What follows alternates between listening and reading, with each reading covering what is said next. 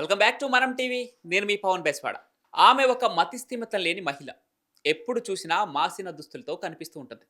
అసలు ప్రపంచంతో సంబంధం లేదన్నట్లుగా తన పని తాను చేసుకుంటూ పోతుంది. అయితే ఆమెను అక్కడి వారు దైవ సమానులుగా చూస్తుంటారు. ప్రజలు ఆమె నీడ పడటమే మహాభాగ్యమని అనుకుంటారు. అరుణాచలేశ్వరుడి సన్నిధిలో నిత్యం గిరి ప్రదక్షిణ చేసే ఆమె అసలు పేరేంటో తెలియదు కానీ భక్తులు మాత్రం ఆమెను టోపీ అమ్మ అని పిలుచుకుంటారు. ఇంతకీ ఎవరి టోపీ అమ్మ? అసలు ఆవిడ కథ ఏంటో తెలియాలంటే ఈ వీడియో చూసేయండి. తమిళనాడులోని తిరువన్నామలై పర్వతాల్లో కొలువై ఉన్న అరుణాచలం గురించి అందరికీ తెలుసు. గిరి ప్రదక్షిణలకు ఈ గుడి పెట్టింది పేరు. ఇక్కడే ఉంటుంది ఆ టోపీ అమ్మ.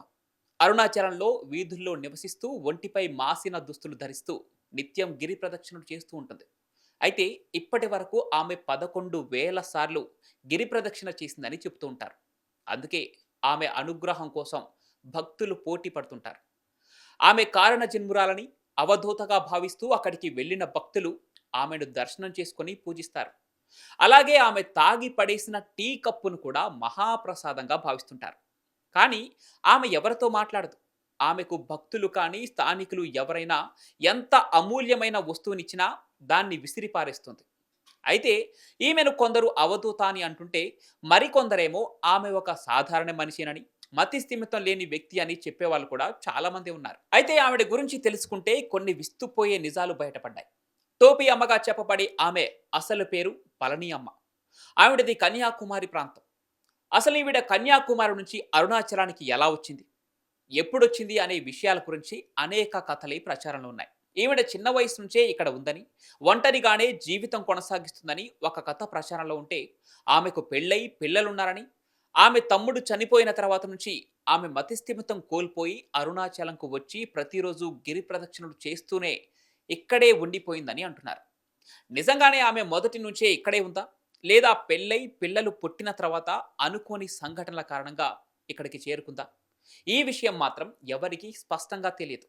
కానీ ఆవిడ అరుణాచలం రావటం, ప్రతిరోజు గిరి ప్రదక్షిణలు చేయటం అనేది నిజం.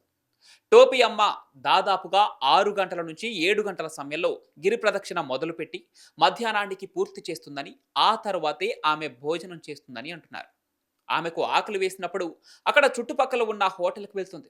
ఆమెను చూడగానే అదృష్టంగా భావించేవారు ఆవిడ రాగానే ఇష్టమైన ఆహారాన్ని అందిస్తారట. అందులో కూడా ఆమెకు కావాల్సినంత మాత్రమే తిని మిగిలింది అక్కడే పడేస్తుంది.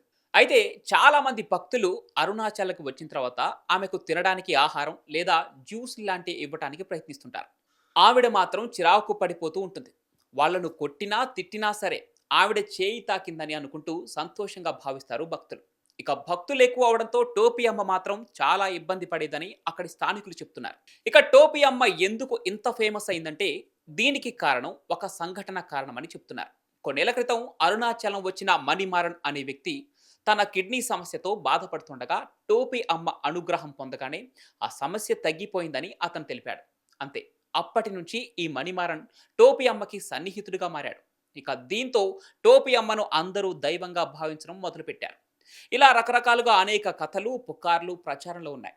దీంతో పెద్ద ఎత్తున భక్తులు కూడా ఆమె చూపు వారిపై పడాలని, కాళ్లపై పడుతూ ఆమె వెంట నడుస్తూ ఆమెను ఇబ్బంది పెడుతున్న సందర్భాలు కూడా చాలానే ఉన్నాయి. దీంతో అక్కడి కొందరు స్థానికులు ఆమెకు రక్షణగా ఉంటున్నారు. మతి స్థిమితం లేని, ఎప్పుడూ మాసిన దుస్తులతో ఉన్న ఈమెను చూస్తే ఎంతోమంది భక్తులు చేతులెత్తి మొక్కుతుంటారు. అసలు ఆవిడ పిచ్చిదైనా, దైవదూత అయినా, సాధారణ వ్యక్తి అయినా ఆమెను ఇబ్బంది పెట్టడం మాత్రం అనాగరిక చర్య అని చెప్పాలి. అసలు ఈ టోపీ అమ్మ నిజంగానే దైవదూత లేదా సాధారణ మనిషా? దీనిపై మీ అభిప్రాయాన్ని కామెంట్ల రూపంలో తెలియజేయండి. ఇక ఈ వీడియో నచ్చితే లైక్ చేసి షేర్ చేయండి. ఇలాంటి మరెన్నో ఇంట్రెస్టింగ్ వీడియోల కోసం మనం టీవీని సబ్స్క్రైబ్ చేసుకోండి.